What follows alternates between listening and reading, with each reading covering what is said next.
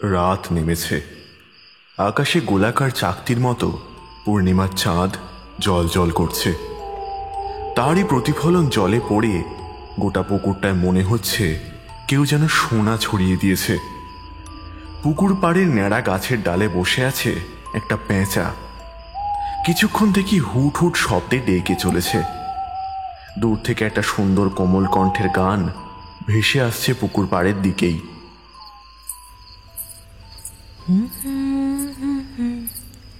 বাঁধ ভেঙেছে, উছলে পড়ে আলো,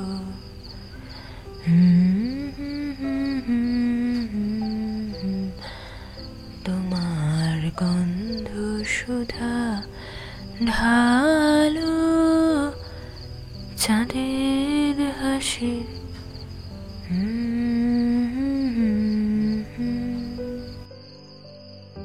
একজন মহিলা গুনগুন করে গান গাইতে গাইতে পুকুর পাড়ের বাড়িটার মধ্যে ঢুকল।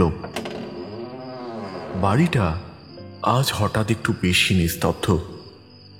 সোনালি চাঁদের আলো পড়ে চারপাশে অদ্ভুত এক মায়াময় পরিবেশের সৃষ্টি করেছে। কিন্তু সেই মহিলাটি ঘরে যেতে আচমকা তার গান বন্ধ হয়ে গেল। কি ঘরের মধ্যে এত লোক কেন? সবাই তার দিকেই বা কেন এমন চোখে তাকিয়ে রয়েছে?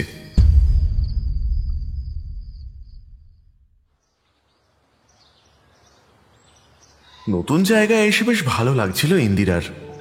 তাছাড়া বাড়িটাও খুব পছন্দ হয়েছে ওর।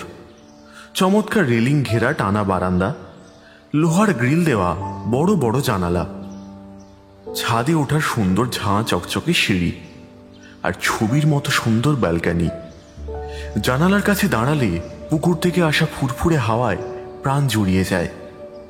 মোটের উপর বাড়িটা সবই ভালো, শুধু ছাদে ওঠার রেলিংটা ছাড়া। সুমিরনের এই ব্যাপারটা ঠিক পছন্দ হলো না। তাদের দুটো বাচ্চা ছেলে মেয়ে রয়েছে, তাদের যদি কিছু হয়ে যায় তখন? না না না, বাচ্চা দুটোর জন্য বাড়িটা মোটেও উপযুক্ত নয়। ইন্দিরা তা বুঝতে পারছে না। বাড়িটা বেশ ইন্টারেস্টিং, কি বলো? না, অতটাও না। কেন গো? এত সুন্দর টানা বারান্দা, আবার ব্যালকানিও রয়েছে, সামনে আবার পুকুর। অ্যাম্বিয়েন্সটা ভাবো জাস্ট। এত কম টাকায় কোথায় এরকম বাড়ি পেতে তুমি? আহা ইন্দিরা, তুমি বুঝতে পারছো না। ছাদের রেলিংটার কথা ভাবো একবার। তুহিন আর বাবি যা দুষ্টু, ওরা ছাদে উঠবেই। তারপর যদি কোনো একটা বিপদ হয়ে যায় তখন? আস্তে আস্তে বলো, মিঠুদি শুনে ফেলবে। আর তাছাড়া মিঠুদি তো বলল নতুন রেলিং লাগিয়ে দেবে। সে তো আমিও আশপাশে খোঁজ নিয়ে দেখেছি। গত 3 বছর ধরে ও সবাইকেই এই আশ্বাসে দিয়ে আসছে। নিজেদের মধ্যে খুব আস্তে আস্তে কথা বলছিল ওরা। এবার বাড়িওয়ালি মিঠু ঘোষ ওদের কাছে এগিয়ে এসে বললেন, সব ঠিক আছে তো? বাড়িটা কেমন লাগলো? বেশ ভালোই লেগেছে, তবে ওই রেলিংটা, ওটা সেফ না তো? চিন্তা করবেন না সমীরণ বাবু, এবারে রেলিংটা ঠিক বন্দোবস্ত হয়ে যাবে।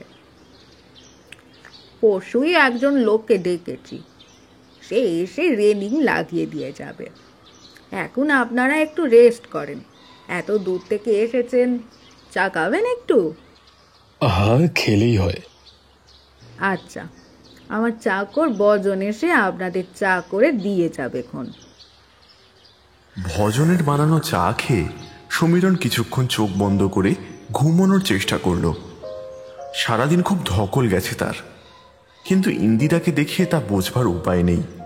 সে বারান্দায় ফুলের টবগুলো সাজানোয় ব্যস্ত, আর ও চারপাশে ঘুরঘুর করছে ছেলে তুহিন আর মেয়ে বাবিন। সমীরণ আরেকবার দীর্ঘশ্বাস ফেলল। ছেলে মেয়ে দুটো মায়ের মতনই হয়েছে। একবার কোনো কিছু মাথায় ঢুকলে আর হুঁশ থাকে না। ভোগাবে এরা তাকে, প্রচুর ভোগাবে। তাছাড়া রেলিংটাও একটা চিন্তার কারণ হয়ে দাঁড়িয়েছে। কিন্তু সমীরণকে অবাক করে দিয়ে 2 দিন পর বাড়িওয়ালি মিঠুদি লোক আনিয়ে রেলিংয়ের কাজ শুরু করলেন। কিন্তু সেদিনই একটা বাজে দুর্ঘটনা ঘটে গেল। কাজ শুরু করার কিছুক্ষণের মধ্যেই একটা হই হল্লা শুনতে পাওয়া গেল ছাদ থেকে। বাইরে বেরিয়ে এসে সমীরণ দেখল কাজ করতে আসা লোকেরা সিঁড়ির এক পাশে জড়ো হয়ে চিৎকার করছে। তুহিন আর বাবিনও সেই চিৎকারে যোগ দিয়েছে। কি হয়েছে সেটা দেখার জন্য সিঁড়ির দিকে এগিয়ে যেতেই দেখল রক্তারক্তি কাণ্ড। যে লোকটা রেলিং লাগাচ্ছিল সে সিঁড়ি থেকে পা পিছলে পড়ে গেছে। পড়েছে তো পড়েছে একেবারে লোহার যন্ত্রপাতির উপর, তার ফলে তার মাথা আর কোমর ভেঙে গেছে। অথচ সিঁড়ি তো তেমন পিচ্ছিল নয়, অমন সুন্দর সিঁড়ির গঠন খুব কম দেখতে পাওয়া যায়। কিন্তু সেসব ভাবার অবকাশ ছিল না। সমীরণ উত্তেজিত হয়ে ইন্দিরাকে ডাকল, আর তারপর অ্যাম্বুলেন্সকে কল করা হলো। অ্যাম্বুলেন্স আসতেই সকলে মিলে ধরাধরি করে হাসপাতালে নিয়ে যাওয়ার ব্যবস্থা হলো। মিঠুদি সেসবের দায়িত্ব নিয়েছিলেন, তাই ওদের কোনো ঝক্কি পোয়াতে হলো না।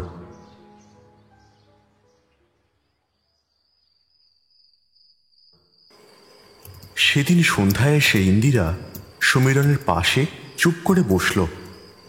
সমীরণ তখন ল্যাপটপে কাজ করছিল। ওয়ার্ক ফ্রম হোম, বাড়িতে বসেই কাজ। চোখ না ফিরিয়ে জিজ্ঞাসা করল, মিঠুদি কখন ফিরল?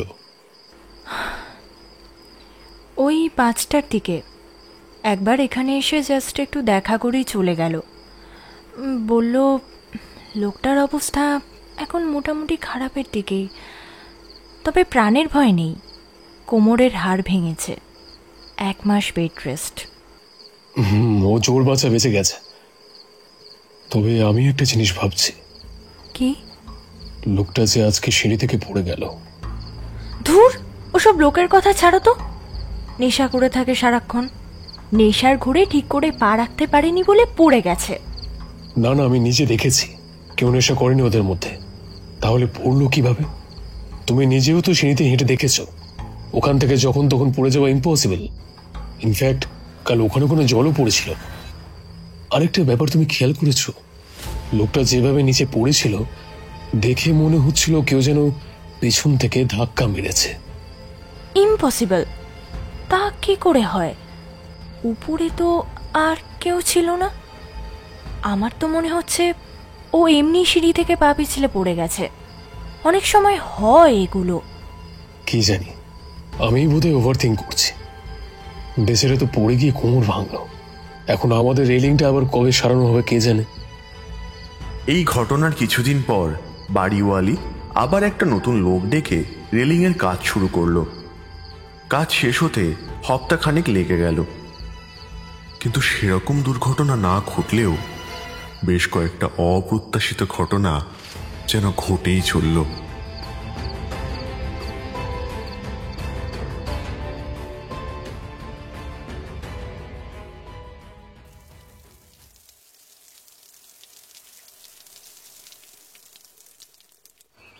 সময়টা ছিল বর্ষাকাল।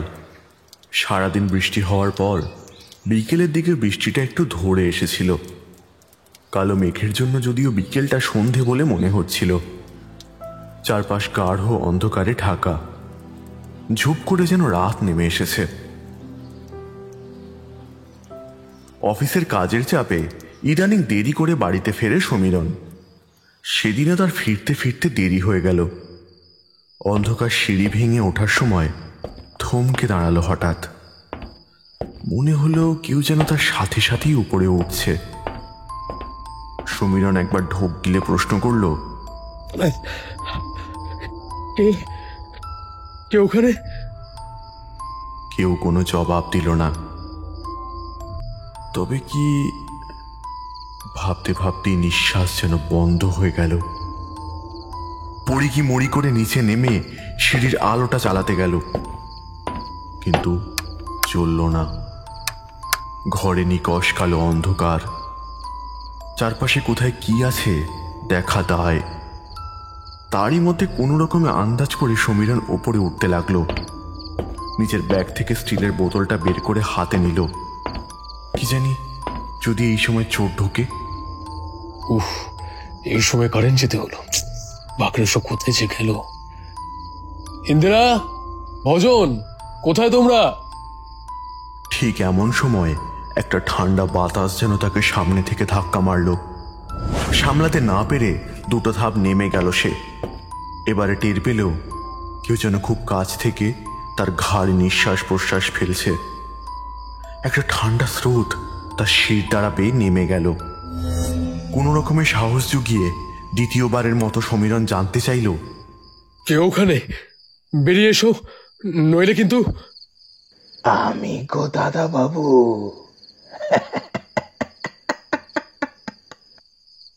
ভজন, তুমি তাই এরকম ঘাড়ের কাছে নিঃশ্বাস ফেলছো কেন?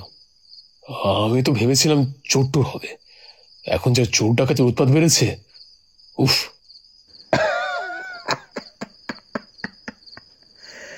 এখানে চোর ডাকাত তো আসে না বাবু। মানে কি বলতে চাইছো কি তুমি? আমার সঙ্গে অন্ধকারে ইয়ার্কি মারছো? না না দাদা বাবু, আপনার সঙ্গে ইয়ার কি মারবো কেন? এই তোমার গলার কি হলো? এরকম ভাবে কথা বলছো কেন? ও কিছু না বাবু, মাঝে মধ্যেই এরকম ঠান্ডা লেগে গলা বসে যায়। তা আপনি এখন এক কাপ চা খাবেন তো দাদা বাবু? হ্যাঁ, ভালো কথা মনে করিয়েছ। এক কাপ কড়া চা করে দাও দেখি, মাথাটা বড্ড ধরেছে। সিঁড়ি দিয়ে একটু সাবধানে দেখি শুনি উঠবেন দাদা বাবু। এই শেষের কথাটা শুনে বুকের ভিতরটা ছ্যাঁত করে উঠল, কিন্তু পরক্ষণে মনে হলো একটু বেশি ভাবছে সে। ভজন কি না কি বলছে, তাতে ভয় পাওয়ার কোনো কারণ নেই। ইডিয়েটের মতন কথা বলো না। যাই হোক, তোমার বৌদি কোথায়? এতবার ডাকলাম, সাড়া দিল না। ভজন, ভজন, ধুর, কোথায় যে যায়। সিঁড়ি বেয়ে ওপরে উঠতেই কারেন্ট চলে এলো। ইন্দিরা বাবিনে চুল আছড়ে দিচ্ছিল। সমীরণকে দেখতে পেয়ে বলল, ও, তুমি চলে এসেছো? আমি এক্ষুনি তোমাকে ফোন করতে যাচ্ছিলাম। হ্যাঁ, কিছুক্ষণ আগেই এসেছি। তোমাকে এত জোরে জোরে ডাকলাম, শুনতে পাওনি? ডাকলে? কই, না তো। চাপ বাবা, আমি তোমায় ডাকলাম, ভজনকে ডাকলাম, তোমরা কেউ সাড়া দিলে না। ভজন তারপরে এলো, ওকে চা করতে বলে এলাম। ভজন? কি বলছো তুমি? ও তো নিচে যায়নি। আমি আর ভজন মিলেই তো এতক্ষণ কাপড় গুছোচ্ছিলাম। হোয়াট? তাহলে নিচে ওটা কি ছিল? বলেই সমীরণ ঘর থেকে বের হতে যাচ্ছিল। এমন সময় ভজনের মুখোমুখি হলো। ভজন, এসব কি হচ্ছে? ভজন, তুমি সিঁড়িতে এতক্ষণ আমার সঙ্গে কথা বলে এলে তো? কই না তো বাবু। তুমি নেশা করো নাকি রাত দুপুরে? সমীরণ, কুল ডাউন। দাদা বাবু, আপনি যাকে দেখিছেন সে আমি নয়। তাহলে কে? আমি বলতে পারবো না দিদিমণি, আমি এখন আসি। ইন্দিরা কিছু বলতে যাচ্ছিল, কিন্তু তার আগেই ভজন ঘর থেকে বেরিয়ে গেল। সে যে অনেক কথা চেপে গেল তা বুঝতে বাকি রইল না ওদের। কি এমন রহস্য আছে এই বাড়িটায় যেটা ভজন তাদের থেকে লুকোচ্ছে?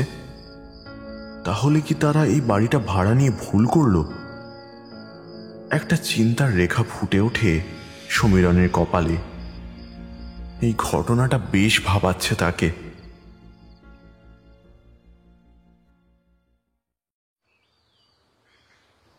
মহিলাটি অবাক হয়ে ওদের দিকে তাকিয়ে রইল। তার ছেলের তো ঘুম ভেঙে যাবে। খেয়াল হতে বিছানার দিকে তাকিয়ে দেখল তার ছেলে নেই। আশঙ্কায় তার বুকের ভিতর মোচড় দিয়ে উঠল। বলল, টুবাই কোথায়? কারোর মুখে কোনো কথা নেই। বিছানার এক কোণে ওর স্বামী বসেছিল। এবার বলে উঠল, টুবাই আর নেই। টুবাই নেই মানে? টুবাই চলে গেছে।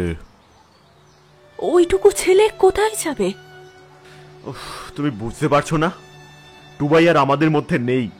ও আর কোনোদিনও আমাদের কাছে ফিরে আসবে না।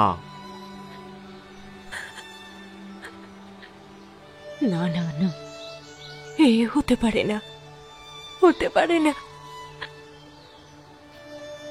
তুমি মিথ্যে বলছো, তাই না? ওকে কেউ সহ্য করতে পারো না বলে তোমরা সবাই মিথ্যে বলছো। কেন করলে এরকম? ও তোমাদের কি ক্ষতি করেছিল?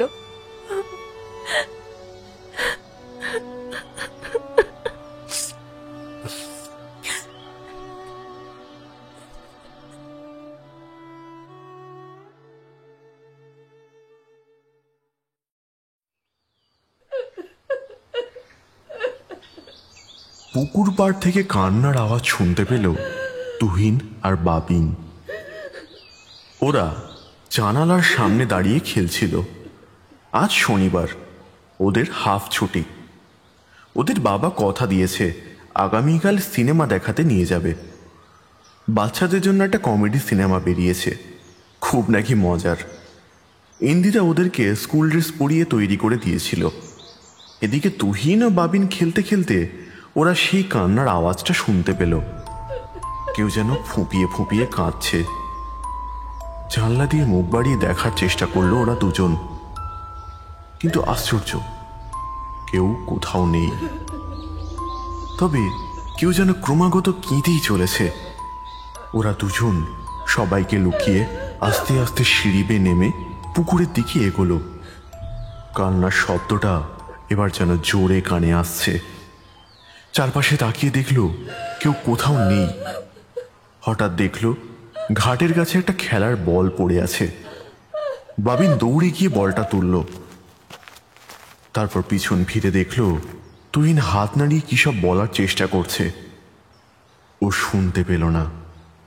সারা শরীর কেমন যেন আচ্ছন্ন লাগছে। হাত পা কেমন যেন অসাড় হয়ে যাচ্ছে তার। এমন সময় ভজন এসে চিৎকার করে ডাকলো, দাদাবাবু, ওরা পুকুর পাড়ে রয়েছে, আর আমি ওদের নিয়ে আসছি, চিন্তা করবেন নি। ভজন ওদের দুজনকে নিয়ে ঘরে এলো। ইন্দিরা সমীরণ দরজার সামনে দাঁড়িয়ে অপেক্ষা করছিল। ওদের দেখা মাত্র ইন্দিরা বলে উঠল, নতুন বাড়িতে এসেছি সবেমাত্র 1 মাস হয়েছে, আর তোমরা এর মধ্যেই দুষ্টুমি শুরু করে দিয়েছ। কতবার বলেছি না আমাদের না বলে বাইরে বেরোবে না। এতটা ইনডিসিপ্লিন হলে কি করে? আর তুহিন, তোমার হাতে ওটা কি? তুহিন হাতের বলটা এগিয়ে দিল ইন্দিরার দিকে। ইন্দিরা এবার আরও রেগে গেল। বলল, সেখান থেকে যা পারছো তুলে আনছো, এই শেখানো হয়েছে তোমাদের এতদিন? যাও, বলটা রেখে হাতটা ধুয়ে এসো। উফ, ড্রেসটাও নোংরা করে ফেলেছ। এরকম করলে তোমাদের ড্যাড কিন্তু কালকের পর থেকে আর কোথাও ঘুরতে নিয়ে যাবে না। এই বলে বলটা নিজেই হাত থেকে নিতে যাচ্ছিল ইন্দিরা, কিন্তু পারল না। বলটা যেন লোহার মতন ভারী হয়ে গেছে। ইন্দিরা অবাক হয়ে ওদের দিকে চেয়ে রইল। ওরা এই ভারী বল ধরে আছে কি করে? ভজন বুঝতে পেরে ওদের হাত থেকে বলটা নিতে গেল, কিন্তু দুজনের চোখের দিকে তাকাতেই থেমে গেল সে। এ কি দেখছে? বাবিন আর তুহিন তার দিকে ক্রুদ্ধ দৃষ্টিতে তাকিয়ে আছে। সে চাহনি এতই কঠিন যে তার সাহস হলো না তাদের হাত থেকে বলটা কেড়ে নিতে। দুই ভাই বোনের চোখে এত রাগ এর আগে কেউ দেখেনি ওরা। তুহিন আর বাবিন যখন বল রেখে হাত ধুতে গেল, তখন ভজন বিড়বিড় করে বলল, ওরা ফিরে এসেছে। হ্যাঁ হ্যাঁ, ওরাই ফিরে এসেছে। সবাই সত্যি কথাই বলে। কারা ফিরে এসেছে? কি সব বলে যাচ্ছ তুমি? হ্যাঁ, কেউ না দাদাবাবু। আমি কাল থেকে আর কাজে আসবো নি বাবু। আমার বড় ভয় করতেছে। মানে কি ভুলভাল বলছো? সকাল সকাল কি নেশা করে আছো নাকি? ননসেন্সের মতন কথা বলো না। এখানে ভয়ের কি দেখলে তুমি? মিঠু দিয়ে এখন ট্রিপে গেছে, তুমি না থাকলে এই কদিন বাড়ি সামলাবে কে? আপনি অন্য কাউকে দেখে নেন বাবু। আমি আজ রাতটুকুই এইখানে কাজ করব, কাল দেশের বাড়ি চলে যাব। আরে কি মুশকিল, কি দেখে ভয় পাচ্ছ তুমি? আমরা তো কিছুই বুঝতে ঠিক পারছি সেই না। সময় তুহিন আর বাবিন আর একটা স্কুল ড্রেস পরে বেরিয়ে এলো। ওরা চলে আসতেই সমীরণ ওদেরকে নিয়ে বেরিয়ে পড়ে। সমীরণের মনে সন্দেহ হতে শুরু করে, কি আছে এই বাড়িটার মধ্যে? ভজন এতই বা ভয় পেল কেন? পাড়ার লোক এই বাড়িটা সম্বন্ধে অনেক কিছুই কি জানে? সবাই তাহলে এই ব্যাপারটা এড়িয়ে যাচ্ছে কেন? না না না, সবকিছু কেমন যেন গুলিয়ে যাচ্ছে ওর। ইন্দিরাকে এতবার বারণ করা সত্ত্বেও ওকে এই বাড়িটাই ভাড়া নিতে হলো। প্রীতমকে আজই একবার ফোন করতে হবে। অফিসে কাজের চাপে প্রীতমকে আর ফোন করা হয়ে উঠল না। আজ অফিসেও ঠিক করে কাজে মন বসছিল না সমীরনের। বারবার ছেলে মেয়ে দুটোর কথা মনে পড়ছিল, সঙ্গে বাড়ির কথাও। ভজন সকালে যা বলছিল তা কি সত্যি? তাহলে কি ওই বাড়িতে কেউ ছিল যা কেউ দেখতে পেয়েছে? কিছুই বুঝতে পারছে না সমীরন। সেদিনও বাড়ি ফিরতে প্রায় 8:30 বেজে গেল। তুহিন আর বাবিন এখন উপরের ঘরে পড়তে বসেছে। ইন্দিরাও ঘরের কাজে ব্যস্ত। এখনই প্রীতমকে ফোন করে নেওয়া ভালো। ব্যালকনিতে দাঁড়িয়ে একটা সিগারেট ধরিয়ে প্রীতমের নম্বরটা ডায়াল করলো। কিছুক্ষণ রিং হওয়ার পর ফোন ধরল প্রীতম। হ্যালো। আরে হ্যালো সমীরন, কি খবর বল। এই চলছে। তো বল, নতুন বাড়িতে উঠে কেমন লাগছে? অ্যাকচুয়ালি তোকে এই ব্যাপারটা নিয়েই বলার ছিল। হ্যাঁ বল না, কিছু প্রবলেম হয়েছে? ল্যান্ডলেডি কিছু বলেছে নাকি? না রে, বাড়িতে অন্য প্রবলেম আছে। আচ্ছা, তুই যখন আমাকে বাড়িওয়ালি নাম্বারটা দিয়েছিলি তখন প্রপারলি সব চেক করে দিয়েছিলি তো? জাস্ট জানতে চাইছি আর কি। হ্যাঁ, সব তো চেক করেই তোকে বললাম। এই বাড়িতে কারোর কোনো... হ্যালো হ্যালো, কিছু শুনতে পাচ্ছি না। হ্যালো হ্যালো হ্যালো, আমি তোর কথা শুনতে পাচ্ছি। Hello hello hello. ধুর, ফোনটা এই টাইমে কেটে যেতে হলো। সিগারেটের অর্ধেকটা পুড়ে গেছে। সমীরন সিগারেটে একটা লম্বা টান দিল। বাল্বের টিমটিমে আলোয় ব্যালকনিতে একটা দারুণ পরিবেশ তৈরি হয়েছে। পুকুরের ঠান্ডা হাওয়ায় মাথাটা একটু হলেও তাজা লাগছে এখন। ঠিক এমন সময় আবার একটা খুট করে শব্দ হলো। এবার শব্দটা ছাদ থেকে আসছে। কেউ যেন তালা খোলার চেষ্টা করছে। সমীরন সজাগ হয়ে ওঠে। কে আছে এই বাড়িতে? জানতেই হবে তাকে। এক পা করে আস্তে আস্তে সিঁড়ি দিয়ে উঠতে থাকে। কয়েক পা উঠতেই আবার একটা শব্দ হলো। তবে এবারে শব্দটা থামল না। ভালো করে কান পেতে বুঝল ছাদে কেউ হাঁটছে। তবে তার মন বলতে লাগলো এটা কোনো পায়ের শব্দ নয়, কোনো শক্ত জিনিস যেন কেউ মেঝেতে বারবার আঘাত করছে। আর সেটা ঠক ঠক করে ছাদের এ প্রান্ত থেকে ও প্রান্ত চলে যাচ্ছে। সমীরন ভয়ে ভয়ে অন্ধকারের মধ্যে দিয়ে উপরে উঠতে থাকে। ছাদের দরজার কাছাকাছি এসে শুনতে পায় একটা কর্কশ কণ্ঠস্বর। চাঁদের হাসির বাঁধ ভেঙেছে, উছলে পড়ে আলো। সেটা শুনে সমীরনের রক্ত জল হয়ে গেল।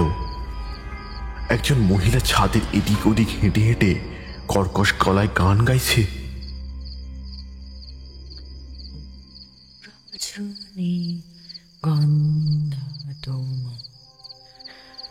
গন্ধ সুধা নালো,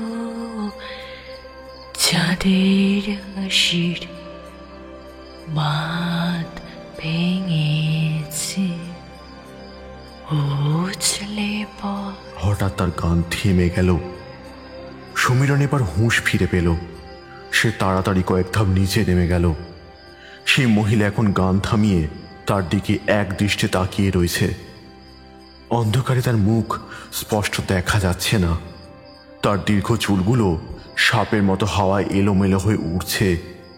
সমীরন আর দাঁড়িয়ে থাকতে পারল না। তাড়াতাড়ি করে নিচে নামতে গেল সে। কিন্তু তার শরীরে একটা অদ্ভুত অনুভূতি হচ্ছে। মনে হলো তার সারা শরীর আপনা থেকে কেমন যেন লোহার মতো ভারী হয়ে গেছে, যেন কেউ শিকল দিয়ে আষ্টে পিষ্টে বেঁধে দিয়েছে ওকে। ঠিক এমন সময় সমীরন পিছন থেকে সজোরে একটা ধাক্কা অনুভব করে। কেউ যেন তাকে পিছন থেকে জোরে ঠেলে দিল। সে সিঁড়ি দিয়ে গড়িয়ে গড়িয়ে সোজা লম্বা টানা বারান্দাটায় গিয়ে পড়ে। আর সঙ্গে সঙ্গে অজ্ঞান হয়ে যায়। আওয়াজটা শোনার সাথে সাথেই সকলে সেখানে এসে হাজির হয়। সমীরণকে জ্ঞান হারিয়ে মাটিতে পড়ে থাকতে দেখে ওরা ভয় পেয়ে যায়। ইন্দিরার ভজন ওকে ধরাধরি করে তুলে নিয়ে বিছানায় শুইয়ে দেয়। ঘরে সকলের মুখেই আতঙ্কের ছাপ, শুধুমাত্র দুজন ছাড়া। একটা নিষ্ঠুর ক্রুড হাসি খেলে যায় ওদের মুখে, কিন্তু সেদিকে কেউ খেয়াল করে না। ভজন তাড়াতাড়ি জল এনে সমীরণের চোখে মুখে ছিটিয়ে দেয়। তারপর জ্ঞান ফিরলে সমীরণ উঠে বসতে গেলে ইন্দিরা বলে ওঠে, কি গো, তোমার কি হয়েছিল? সিঁড়ি থেকে পড়ে গেলে কিভাবে?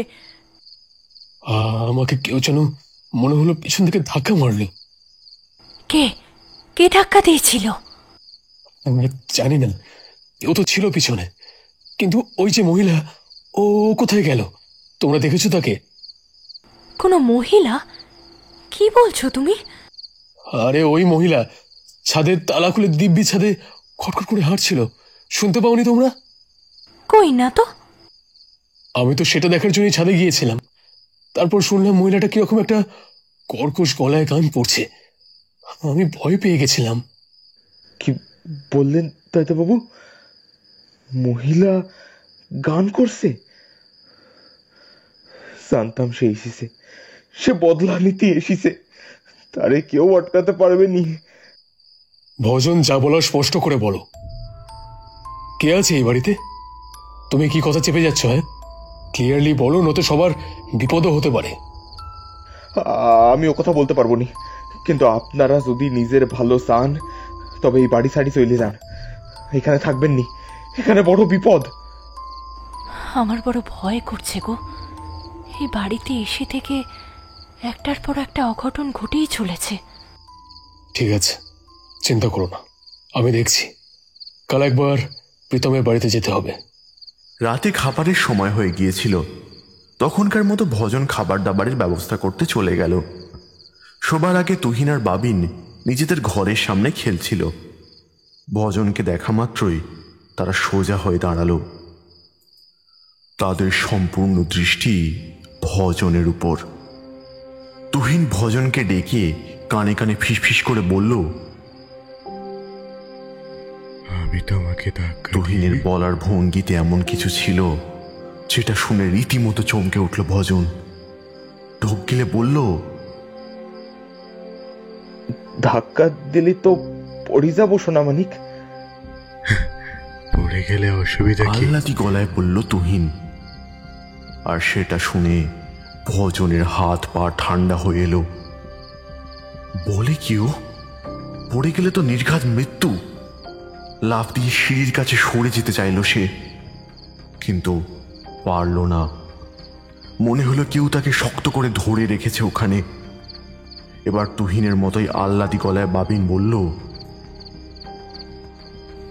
পড়ে গেলে কোনো অসুবিধা নেই। ভজনের পিছনে এসে দাঁড়ালো ওরা দুজন। ভজন কোনো রকমে নিজেকে সিঁড়ির থেকে দূরে সরানোর চেষ্টা করতে লাগলো, কিন্তু সব চেষ্টা ব্যর্থ। সে এক চুলও নড়তে পারল না। সাঁড়াশির মতো একজোড়া হাত পিছন থেকে চাপটে ধরল ওকে। তাদের গায়ে তখন আসরিক শক্তি। এবার এক অচেনা কর্কশ কণ্ঠস্বর শুনতে পেল ভজন। তোমাকে ধরার জন্য নিচে একজন দাঁড়িয়ে আছে, দেখো। সিঁড়ির দিকে তাকালো ভজন। নিচে কেউ নেই, শুধু সাদা রঙের দেওয়ালটা যেন বিশাল বড় হাঁ করে তাকে গিলতে চাইছে। ঘাড়ের কাছে সবগুলো লোম খাড়া হয়ে গেল ওর। একবারের জন্য চোখ বুঝল। চোখ খুলতেই দেখল সিঁড়ির ঠিক নিচে দাঁড়িয়ে রয়েছে তুহিন আর বাবিন। এত তাড়াতাড়ি কিভাবে ওরা নিচে গেল? ভয়ে ভয়ে একবার পিছন দিকে তাকায় ভজন। তারপরে ভয়ে তার সর্বাঙ্গ শিউরে ওঠে। এ কি দেখছে সে? তার পিছনেও দাঁড়িয়ে রয়েছে তুহিন আর বাবিন। তাদের ঘাড় একদিকে হেলানো, চোখ থেকে যেন আগুন ঠিকরে বেরোচ্ছে, আর মাথার একাংশ ফেটে সেখান থেকে গল গল করে রক্ত বের হয়ে আসছে। চাপ চাপ কালো রক্ত। সেই রক্ত মেঝেতে পড়ে চারপাশ ভেসে যাচ্ছে। ভজনের মাথা ঝিমঝিম করতে লাগলো। কোনো রকমের সামনের দিকে তাকাতেই সে দেখল তুহিনার বাবিন উপরের দিকেই উঠে আসছে। হঠাৎ পিছন থেকে সজোরে ঝাঁকুনি অনুভব করলো ভজন। একজোড়া হাত ভজনকে ধাক্কা দিয়ে ফেলে দিল নিচে। তীব্র আর্তনাদ করে সে মাটিতে লুটিয়ে পড়ল। শব্দটা শুনতে পেয়ে ইন্দিরা আর সমীরণ ছুটে এলো সেখানে। দেখল ভজন সিঁড়ির নিচের মেঝেতে উল্টো হয়ে পড়ে আছে, তার মাথা ফেটে রক্তে ভেসে যাচ্ছে চারপাশ। সমীরণ দ্রুত এসে ভজনের নাকের কাছে হাত দিল একবার। না, শ্বাস চলছে এখনো। তারপর তাড়াতাড়ি অ্যাম্বুলেন্সে ফোন করলো সে। অ্যাম্বুলেন্স আসতে বেশিক্ষণ লাগলো না। সমীরণও অ্যাম্বুলেন্সে করে হাসপাতালে চলে গেল। কিছুক্ষণ পর ইন্দিরা তুহিন আর বাবিনকে নিয়ে বিছানায় শুতে গেল। বাচ্চা দুটোর ঘুমানোর দরকার। সারাদিন একটার পর একটা খারাপ ঘটনা ঘটেই চলেছে। কি যে হচ্ছে এই বাড়িতে আসার পর থেকে, এরকম অকস্মাৎ ঘটনায় ইন্দিরার ঘুম আসছিল না। নানা রকম দুশ্চিন্তা এসে তার মনে জট পাকিয়ে যাচ্ছিল। বারবার ভজনের কথা মনে হচ্ছিল। ও কিছু একটা বলতে চেয়েছিল, কিন্তু সেটা কি? এসব ভাবতে ভাবতে চোখের পাতাটা একটু লেগে এলো। হঠাৎ একটা শব্দে ঘুম ভেঙে গেল তার। ঝুপ করে পুকুরে ভারী কিছুর ঝাঁপ দেওয়ার শব্দ। কেউ এত রাতে পুকুরে কি করছে? সন্তর্পণে উঠতে গিয়ে খেয়াল করলো পাশে তুহিন আর বাবিন নেই। কোথায় গেল ওরা? কি মনে হতে উঠে বাইরে এলো ইন্দিরা। এপাশ ওপাশ দেখে ঘরে ফিরে এলো আবার। ওখান থেকে সোজা পুকুর দেখা যাচ্ছে। হঠাৎ দেখলো পুকুর পাড়ে কিছু একটা নড়ছে। অন্ধকারে ঠিক বোঝা যাচ্ছে না। কাল আবার অমাবস্যা। দূরে যে ওটা ঠিক কি বুঝতে পারল না ইন্দিরা। ছেলে মেয়ে দুটো এত রাতে কোথায় যে গেল? পিছন ঘুরে বাথরুমের দিকে যেতে যাচ্ছিল, এমন সময় দেখল ওরা নিজের জায়গাতেই শুয়ে বেঘোরে ঘুমোচ্ছে। আশ্চর্য, হচ্ছে এটা কি? ওরা দুজন নিশ্চয়ই আবার দুষ্টুমি করছে। নজর রাখতে হবে। ইন্দিরা আবার ওদের পাশে গিয়ে শুয়ে পড়ল। ঘন কালো অন্ধকার চারিদিকে বিছিয়ে আছে। ইন্দিরা খেয়াল করল না একটা অবয়ব সেই অন্ধকার ভেদ করে পুকুর থেকে উঠে তাদের জানালার কাছে এসে দাঁড়িয়ে রয়েছে। তার চোখ ইন্দিরার দিকে। এই গাঢ় অন্ধকারেও অবয়বের চোখ দুটো ঠিক ঠিক করে জ্বলছে, ঠিক যেন একটা ছিটকে পড়া উল্কাপিণ্ড।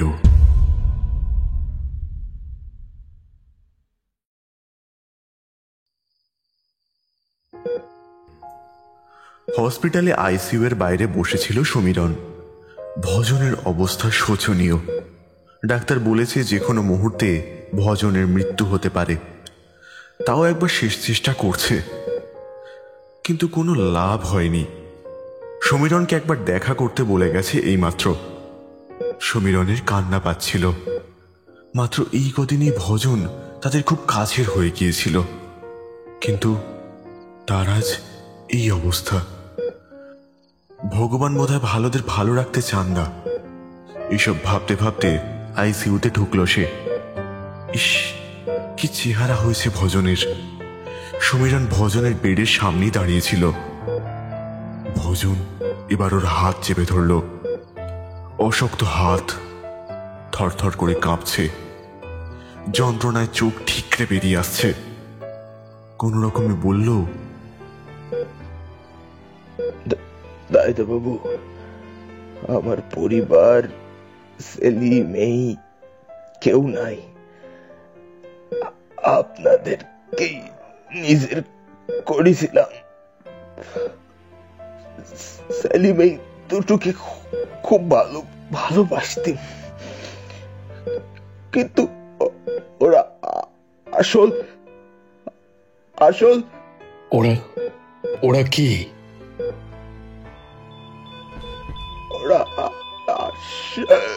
ব্যাস এটুকুই। ভজনের কথা আর শেষ হয় না। সমীরণ শুনতে পায় হার্ট রেট মনিটরের একটানা অস্বস্তিকর শব্দ। ভজন আর নেই। আইসিইউ থেকে বের হয়ে সমীরণ ফোন করলো মিঠুদিকে। তার শেষকৃত্যের কাজ শুরু করতে হবে। এরপর বাড়ি ফিরে সমীরণ ইন্দিরাকে সবটা জানালো। শোনার পর ইন্দিরা ভেঙে পড়লেও মনের ভিতর একটা অমঙ্গলের ইঙ্গিত দিতে লাগলো। কাল সকালেই প্রীতমের বাড়ি যেতে হবে। তখন ফোনটা হুট করে কেটে গেল। তারপর থেকেই আনরিচেবল শোনাচ্ছে। এমন সময় ইন্দিরা বলল, জানো, তুমি যখন হসপিটালে ছিলে তখন বাড়িতেও একটা অদ্ভুত ঘটনা ঘটেছে। কি ঘটেছে? ইন্দিরা সবটা জানায় সমীরণকে। কিভাবে তুহিন আর বাবিন হঠাৎ করে অদৃশ্য হয়ে আবার বিছানায় শুয়ে ঘুমোচ্ছিল। কি যে হচ্ছে ভালো লাগছে না।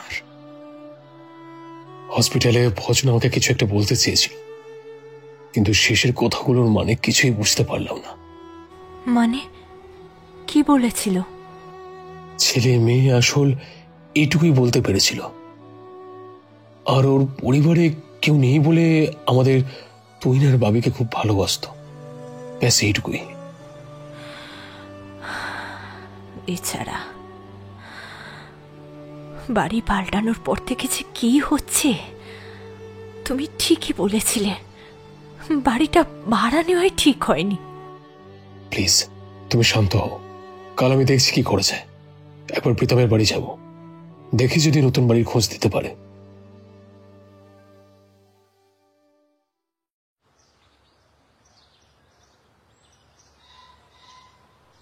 পরের দিন সকালে সমীরণ প্রীতমের বাড়ি যাওয়ার জন্য বেরিয়ে পড়ে। গাড়িতে উঠে একবার ফোন করে প্রীতমকে। না, এবারেও আনরিচেবল শোনাচ্ছে। প্রীতমের ফোনটা খারাপ হয়ে গেল নাকি? প্রীতম সমীরণের ছোটবেলার বন্ধু। ওর বাড়িটা বেশ ছিমছাম সাজানো গোছানো, আধুনিক কায়দায় আসবাবপত্র রয়েছে। ও এখানে একাই থাকে, বিয়ে থা কিছু করেনি। তাই বলে অন্য সব ছেলেদের মতো অগোছালো নয়। বাড়ি দেখলে কেউ বলবেই না যে ও এখনো অকৃতদারী রয়েছে। প্রীতমের নিজস্ব বিজনেস আছে। ইদানিং ও এক্সপোর্টের ব্যবসা শুরু করেছে। 1 ঘন্টা পর প্রীতমের বাড়ি পৌঁছালো সে। প্রীতম তখন সবে ব্রেকফাস্ট সেরে সেদিনের খবরের কাগজ নিয়ে বসেছে। কলিং বেল বাজতেই উঠে গিয়ে দরজা খুলল। তারপর সমীরণকে দেখে অবাক হয়ে বলল, সমীরণ, তুমি? হ্যাঁ, তোকে তো ফোনে পাওয়াই যাচ্ছে না। কি ব্যাপার, ফোনটা খারাপ হয়ে গেছে নাকি? কি বলছিসটা কি? আমি নিজেই তো তোকে ফোনে পাচ্ছিলাম না। ইনফ্যাক্ট আমি ভেবেছিলাম বিকেলের দিকে একবার তোর বাড়ি যাব। হোয়াট? তোর ফোন গতকালের পর থেকে আনরিচেবল শোনাচ্ছিল। কি জানি, নেটওয়ার্ক ইস্যু হতে পারে। আমি তোর জন্য চা করতে বলছি।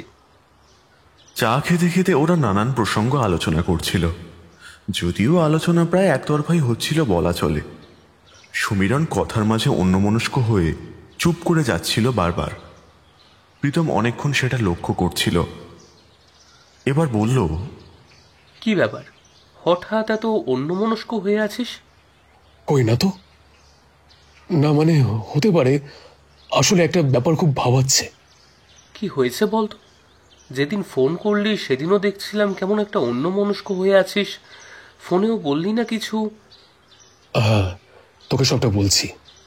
তুই তো জানিস তুহিন আর বাবিন কখনো আমাদের অবাধ্য হয়নি, কিন্তু এই বাড়িতে আসার বেশ কয়েকদিন পর থেকে ওদের ব্যবহারে বিশাল একটা চেঞ্জ আমি দেখতে পাচ্ছি। কিরকম একটা অদ্ভুত বিহেভ করছে। সে তো হতেই পারে, বাচ্চা মানুষ চাইল্ডিশ বিহেভিয়ার করেছে। বড় হলে সব ঠিক হয়ে যাবে। না রে, তুই বুঝতে পারছিস না। ব্যাপারটা তো হালকাভাবে নিস না। যেদিন আমরা প্রথম এই বাড়িতে এলাম, ছাদের সিঁড়িতে রেলিং ছিল না, তাই মিঠুদিকে রেলিং লাগানোর কথা বলেছিলাম। তারপরে যে রেলিং লাগাতে এলো, সে এসেই এমনভাবে সিঁড়ির উপর থেকে পড়লো, দেখে মনে হবে কেউ ধাক্কা দিয়েছে, অথচ সিঁড়িটা স্লিপারি নয়। আর আমি ওখানে ছিলাম, তাই সবটাই দেখেছি। দেন আমাদের চাকর ভজন হঠাৎ করে একদিন বলল সে ফিরে এসেছে, তাই ভজন নাকি আর কাজ করবে না। আমরা ওকে কতবার জিজ্ঞাসা করলাম যে কে ফিরে এসেছে, কিছুতেই বলতে চাইলো না। স্ট্রেঞ্জ। ও ইয়েস, আরেকটা ঘটনা ঘটেছে। এই বলে সমীরণ গতকাল রাতে তার নিজের সঙ্গে যা যা হয়েছে এবং ভজনের মৃত্যু সম্পর্কে সবটা বলল। সেটা শুনে ভজনের জন্য একটু দুঃখ প্রকাশও করলো। তারপর খানিকটা অবাক হয়ে প্রীতম বলল, কি বললি? একটা মহিলা? দেখ, আমি জানি না বাড়িটা অভিশপ্ত কিনা, কিন্তু একটা ঘটনা ঘটেছিল, আর সেটার সঙ্গে আমি খুব বাজেভাবে জড়িয়ে পড়েছিলাম। কি হয়েছিল? আজ থেকে ধর ওই মোটামুটি বছর খানেক আগে। তখন আমি একটা ভালো কোম্পানিতে চাকরি পেয়েছি সবে সবে। অফিসে দারুণ প্রেশার। আমাকে তখন অফিসের কয়েকজন কলিগ এই জায়গাটা সাজেস্ট করে। জায়গাটা খুব পছন্দ হয়েছিল। নিরিবিলি কলকাতা থেকে এতটা দূরে, গাড়ি ঘোড়া কম, লোকজনের চেঁচামেচিও নেই। তারপর ওখানে বাড়ি খুঁজতে গিয়ে আমি এই বাড়িটা পেয়ে যাই। এখন তুই যেখানে রয়েছিস সেখানেই আর কি। মানে তুই এটা আমাকে আগে বলিসনি কেন? বললে আরো অনেক প্রশ্নই উঠতো, সেই কারণেই অ্যাভয়েড করতে চেয়েছিলাম। তারপর? তুই তো জানিস আমার ফ্যামিলি বলতে কিছুই নেই। অনেক ছোট থেকেই একা বড় হয়েছি, তাই কোনো পিছুটান ছিল না। প্রতি উইকেন্ডে 2 দিন আমি ওই বাড়িটায় গিয়ে থাকতাম। বেশ পছন্দ হয়েছিল জায়গাটা। তার থেকেও বেশি পছন্দ হয়ে গিয়েছিল ওই বাড়িতে থাকা একটা মানুষকে, ইন্দ্রনাথের স্ত্রী অপর্ণা। অপর্ণা খুব সুন্দরী ছিল। তার ফর্সা হাত দুটো। যখন স্নান করে এসে তার কালো কোকড়ানো এক মাথা চুল খুলে রোদে দাঁড়াতো, তখন মনে হতো যেন স্বর্গ থেকে কোনো এক পরী এই পৃথিবীতে নেমে এসেছে। শরীরের প্রত্যেকটা ভাঁজে খেলা করে যেত যেন উষ্ণতার ছোঁয়া। তার ভাষা ভাষা চোখ দুটো অনেক গোপন কথা বলতে চাইতো, কিন্তু পারত না। অপর্ণা তার বোনের সঙ্গে নিজের বাড়িতেই থাকতো, কারণ ওর হাজব্যান্ড ইন্দ্রনাথ কাছেই ব্যাংকের কেরানি চাকরি করত। প্রথম দিনগুলো বেশ ভালোই কাটছিল। সপ্তাহে 2 দিন যেতাম। ওদের সঙ্গে আলাপ হয়েছিল ভালোই। খুব যত্ন করতো আমার। কিন্তু তারপর ধীরে ধীরে আমার আর অপর্ণার ঘনিষ্ঠতা বাড়তে থাকে। শেষকালে সেটা এমন পর্যায়ে পৌঁছায় যে ওই বাড়িতে প্রতিদিন থাকতে ইচ্ছা হতো। তবু সেই ইচ্ছা আমি সংবরণ করেছিলাম। কিন্তু এক রাতে সেই আদিম ইচ্ছার বাঁধ ভাঙল। একদিন রাতে আমি তাড়াতাড়ি খাওয়া দাওয়া শেষ করে ঘুমিয়ে পড়েছিলাম। হঠাৎ মাঝরাতে একটা উষ্ণ ছোঁয়ায় আমার ঘুম ভেঙে গেল। এত রাতে আমার বিছানায় কে রয়েছে মনে হতেই ধর্মড়িয়ে উঠে বসতে যাচ্ছিলাম, কিন্তু একটা নরম হাতের ছোঁয়া আমাকে আবার বিছানায় ঠেলে দিল। চাঁদের আলো জানলা দিয়ে সারা ঘরে ছড়িয়ে পড়েছিল। সেই আলোতেই দেখলাম অপর্ণা আমার পাশে বসে মুখের ওপর ঝুঁকে পড়েছে। বুঝলাম তার নরম ঠোঁটের ছোঁয়ায় আমি জেগে উঠেছি। এবার তার গা থেকে সুন্দর নেশা ধরানো একটা গন্ধ পেলাম। সেটা আমার আরও কাছে এগিয়ে আসছে। চাঁদের আলোয় স্পষ্ট দেখতে পেলাম তার শরীরের প্রত্যেকটা খাঁজ। সেগুলো যেন আদিম সুখ পাওয়ার জন্য বারবার উঠছে আর নামছে। আমি যেন আর নিজেকে সামলে রাখতে পারলাম না। 2 হাত বাড়িয়ে কাছে টেনে নিলাম ওকে। খেয়াল করলাম আমার শিরায় উপশিরায় অত্যন্ত দ্রুত গতিতে রক্ত বইছে। আমি ওর নরম ঠোঁটের ওপর ঠোঁট রাখলাম।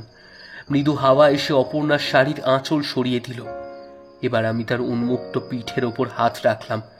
মনে হলো কোনো ফুলের পাপড়ির গায়ে হাত বোলাচ্ছি। এরপর অপর্ণার আমার মধ্যে কোনো দূরত্বই রইল না। আমাদের শ্বাস প্রশ্বাসের ওঠানামায় ঘর ভরে গেল। সেই আবেশের মাঝে আমি অনুভব করলাম আমার শরীরে যেন হঠাৎ বিদ্যুৎ খেলে গেল। মুহূর্তের মধ্যে আমি কেঁপে উঠলাম। এতক্ষণে অপর্ণাও একটু শান্ত হয়েছিল। আমার চওড়া বুকে মাথা রেখে শুয়েছিল। এরপর অফিস থেকে আমার 1 বছরের জন্য অন্য এক জায়গায় ট্রান্সফার করে দেওয়া হয়। আমার আর ওই বাড়ির সঙ্গে কোনো যোগাযোগ থাকে না। 1 বছর পর আমি চাকরিটা ছেড়ে দিই। তখন আমি ছোটখাটো একটা ব্যবসা দাঁড় করিয়েছি। হঠাৎ একদিন অপর্ণার কথা মনে পড়ে। আবার ফিরে আসি ওই বাড়িতে। ততদিনে ওর একটা ফুটফুটে ছেলে হয়েছে। কিন্তু তারপরেই যত বিপত্তি। একদিন সবাইকে লুকিয়ে অপর্ণা আমায় জানায় যে এটা ওর আর আমার ছেলে। দুর্ভাগ্যবশত কোনোভাবেই ইন্দ্রনাথ সেটা শুনে ফেলে। তারপর আমি সেখান থেকে চলে আসি, আর কোনোদিনও ওই বাড়িতে যাইনি। ক্ষণিকের উত্তেজনায় যে ভুল আমি করেছিলাম তার জন্য সারা জীবন মাসুল দিয়ে যাচ্ছি, আর সেজন্যই আমি বিয়ে করিনি। পরে শুনেছিলাম অপর্ণার ছেলে টুবাই রেলিং ভেঙে সিঁড়ি থেকে পড়ে মারা যায়। সেই শোকে আত্মহত্যা করেছে অপর্ণা। আজকেই ছিল সেই দিন। শেষের কথাগুলো বলার সময় প্রীতমের গলা কাঁপছিল। বড্ড ক্লান্ত দেখাচ্ছে তাকে। মনে হচ্ছে এক ধাক্কায় অনেকটা বয়স বেড়ে গেছে তার। ঘরে অস্বস্তিকর নীরবতা। সমীরণ আর কিছু বলল না। ওর বন্ধুর মনের অবস্থা বুঝতে পেরেছিল সে, কিন্তু তার পক্ষে সান্ত্বনা দেওয়া ছাড়া আর কোনো উপায় ছিল না। প্রীতমের কাছ থেকে বিদায় নিয়ে সমীরণ গাড়িতে উঠে বসে। বাইরে অঝোর ধারায় বৃষ্টি নেমেছে। সমীরণ চুপচাপ বসেছিল। হঠাৎ নীরবতা ভঙ্গ করে ওর ফোনটা বেজে উঠল। ইন্দিরা ফোন করেছে। হ্যালো, হ্যালো সমীরণ, তুমি তাড়াতাড়ি এসো। তুহিনের কি যেন হয়েছে। কি হয়েছে তুহিনের?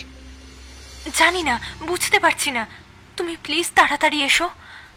হ্যাঁ, আমি একটু পরেই আসছি। তুহিনের জন্য চিন্তা শুরু হয় সমীরণের। কি যে হচ্ছে এখানে আসার পর থেকে। এখন মনে হয় বাড়িটা না নিলেই ভালো হতো। বেশ ভালোই তো ছিল ওরা, সুখী পরিবার। এই বাড়িতে আসার পর থেকে সব যেন কেমন এলোমেলো হয়ে গেল। এসব ভাবতে ভাবতে হঠাৎ তার একটা কথা মনে পড়ল।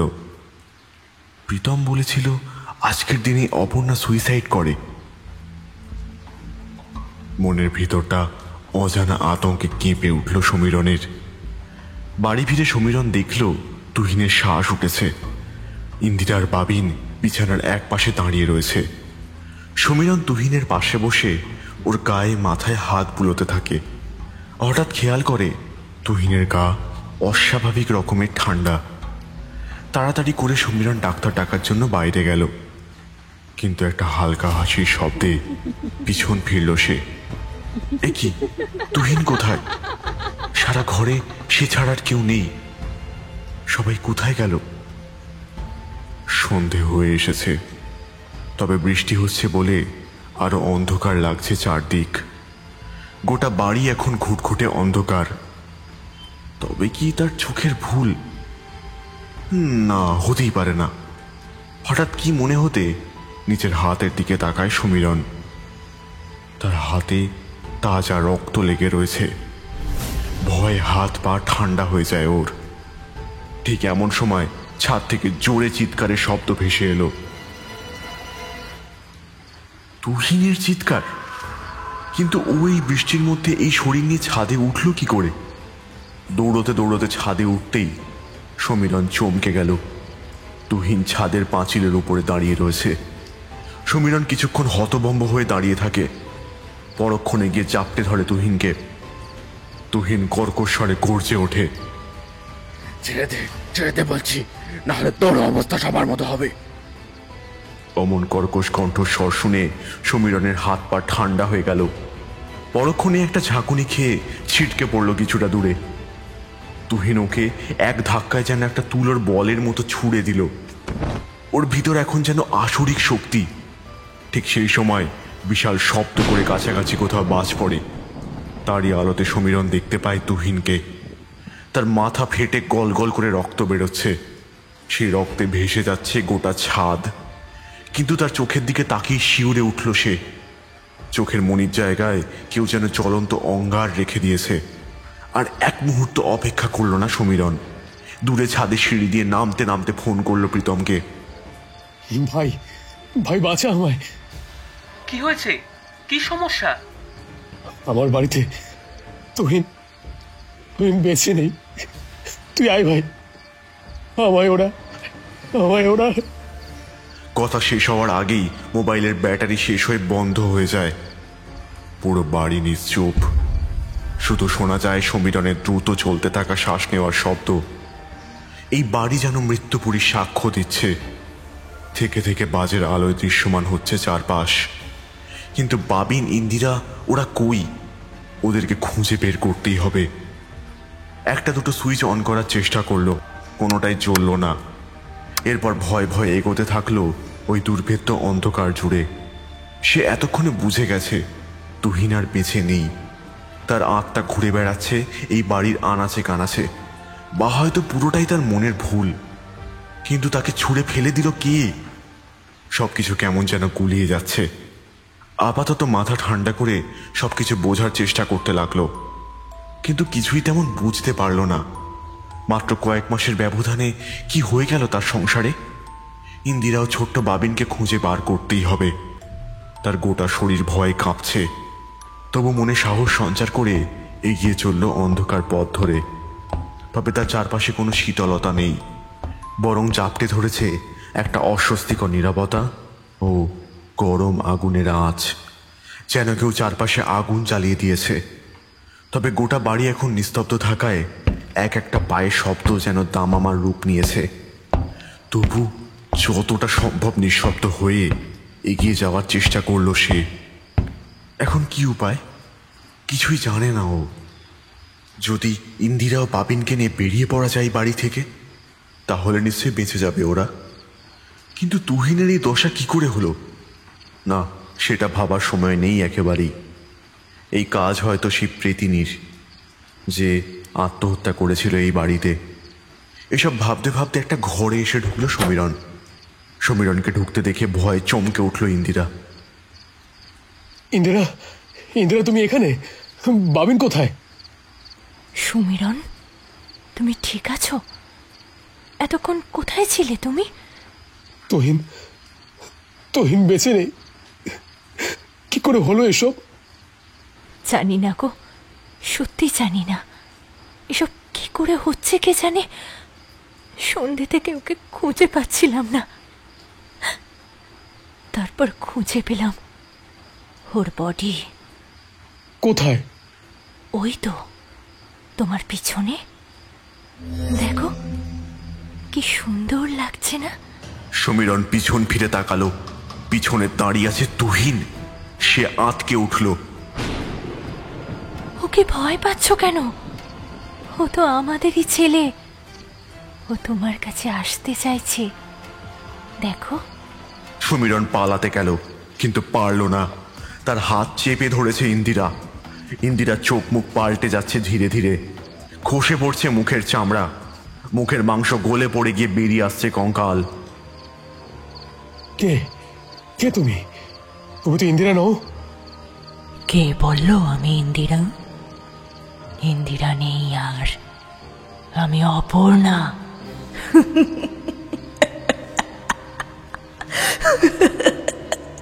পৈশাচিক হাসি হেসে উঠল সে। পিছনে দাঁড়িয়ে তুহিন আর বাবিন, অর্থাৎ তার গোটা ফ্যামিলি শেষ ওই বাড়ির পুরনো ভাড়াটে অপর্ণার অতৃপ্ত আত্মার কাছে। তারাই এখন সমীরণের সামনে দাঁড়িয়ে, ইন্দিরা, তুহিন আর বাবিনের রূপ ধরে। সে কিছু বলতে পারল না, তার মুখ ভয়ে শুকিয়ে গেছে। হঠাৎ দূর থেকে একটা ক্যাঁচ করে শব্দ এলো। গাড়ি, গাড়ি থামার শব্দ। সমীরণ প্রমাদ গুনল। সামনে দাঁড়িয়ে থাকা 3 ছায়ামূর্তি এবার যেন সজাগ হয়ে উঠল। প্রীতম সমীরণের বিপদ বুঝে এখানে এসে পড়েছে। কিন্তু এ তো ইন্দিরা নয়, অপর্ণা। সে তো প্রীতমকে ছাড়বে না। অপর্ণার মৃত্যুর জন্য সেও তো সমানভাবে দায়ী। আসছে, সে আসছে, তোর বাবা আসছে। ফিরে তো আসতেই হতো। চল, তোর বাবার কাছে চল।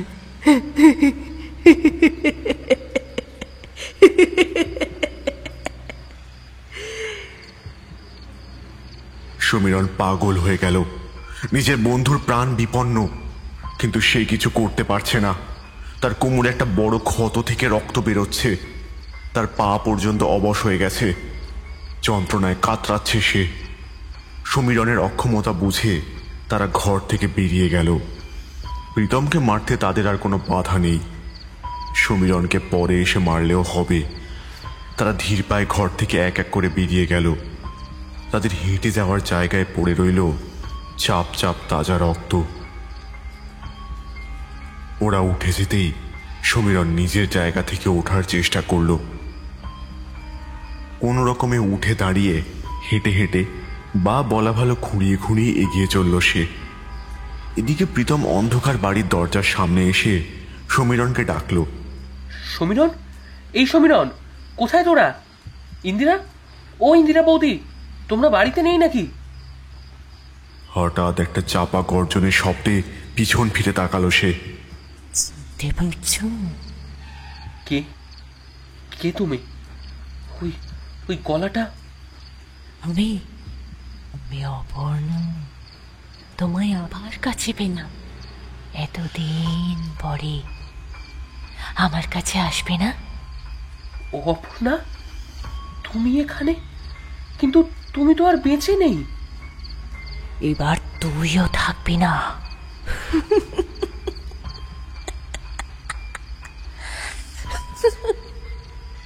বলে প্রীতমের দিকে এগিয়ে এলো তারা। প্রীতম দৌড়ে বাড়ির ভিতরে ঢুকে গেল। সমীরণ দোতলা থেকে দেখতে পেল সেই দৃশ্য। প্রীতমের নাম ধরে ডাকতে লাগলো সমীরণ।